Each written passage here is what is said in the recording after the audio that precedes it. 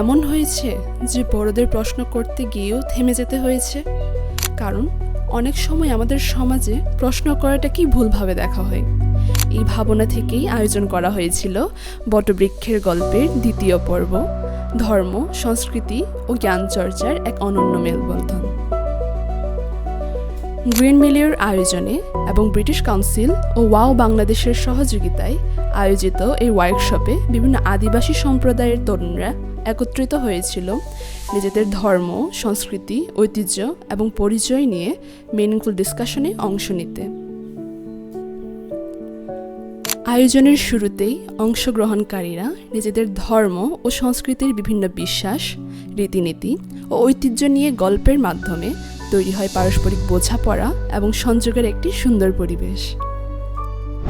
Team অ্যাক্টিভিটিতে অংশগ্রহণকারীরা facilitator প্যানেলের জন্য দলগতভাবে বিভিন্ন ইন্টারেস্টিং প্রশ্ন প্রস্তুত করে।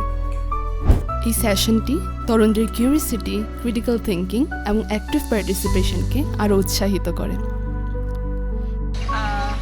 আমার নাম দক্ষেও মার্মা।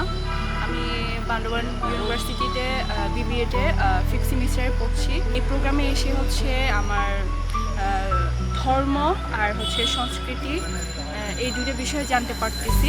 এই আয়োজনের অন্যতম আকর্ষণ ছিল উসেঙ্গু মার্মার ফোক মিউজিক পারফরমেন্স, যা পুরো আয়োজনকে আরো প্রাণবন্ত এবং সাংস্কৃতিক আবহে পরিপূর্ণ করে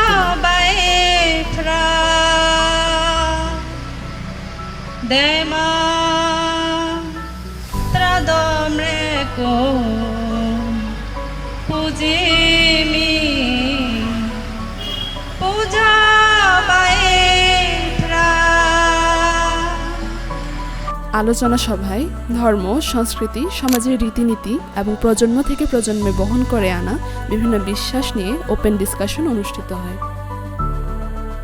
বটবৃক্ষের গল্প আমাদের মনে করিয়ে দিয়েছে নিজেদের মাতৃভাষা, সংস্কৃতি এবং পরিচয় শুধু সংরক্ষণের বিষয় নয়, এগুলোকে জানতে হবে, বুঝতে হবে এবং ভবিষ্যৎ প্রজন্মের কাছে পৌঁছে দিতে হবে।